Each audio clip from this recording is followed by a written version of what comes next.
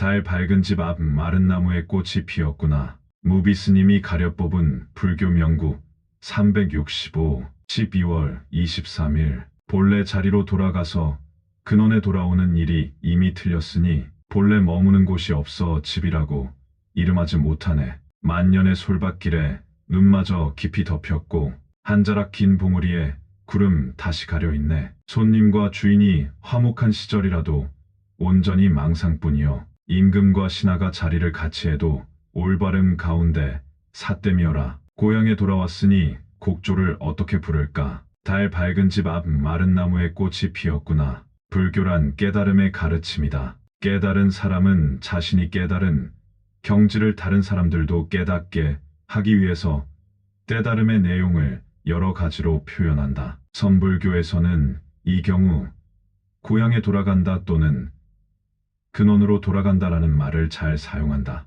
깨달음이라는 것은 그동안 전혀 없던 것을 새롭게 만드는 일이 아니라 수억만 겁 이전부터 이미 있던 것을 되찾는 것이기 때문이다. 그것도 멀리 있는 것을 찾는 것이 아니고 자신이 항상 지니고 다니는 것을 되찾는 것이다. 하지만 이러한 표현에도 모순이 없지 않다. 그래서 선시 중에서 빼놓을 수 없는 명시로 손꼽히는 동안 상찰 선사의 20편담에서는 근원으로 돌아온다는 말이 틀렸다고 말한다. 본래로 그 자리이기 때문에 달리 어디로 돌아갈 곳이 없다. 돌아갈 곳이 따로 있을 때에야 돌아간다는 말이 성립되기 때문이다. 그래서 혹자는 어느 곳인들 고향이 아니던가 라고 하기도 하고 또한 지 말이 이미 공하고 근본도 역시 있는 것 아니니 근본에 이르고 고향에 돌아왔다는 말도 어젯밤 꿈속의 일과 같다 라고 하였다. 혹은 100년 3만 6천일 동안 매일매일 반복하는 것이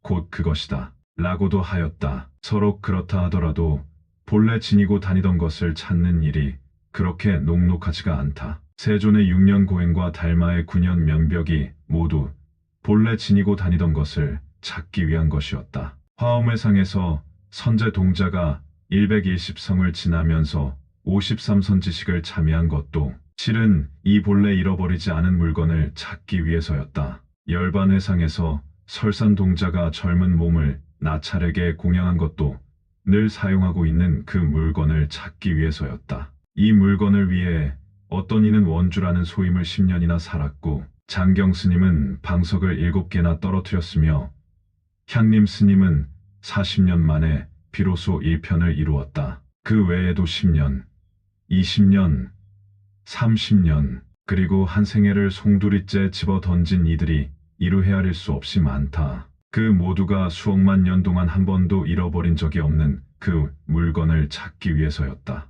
동안 스님은 만년의 솔밭길에 눈마저 깊이 덮였고 한 자락 긴 봉우리에 구름이 다시 가려 있네 라고 너무나 운치 있는 표현을 사용한 바 있지만 그 말 속에 감춰진 난행과 고행은 필설로 다 표현할 수 없다. 그와 같은 사연을 거쳐 고향에 돌아온 이를 한 곡조 노래로 표현한다면 어떻게 해야 할까? 달 밝은 집 앞 마른 나무에 꽃이 피었구나 라고 할 밖에 성불하세요.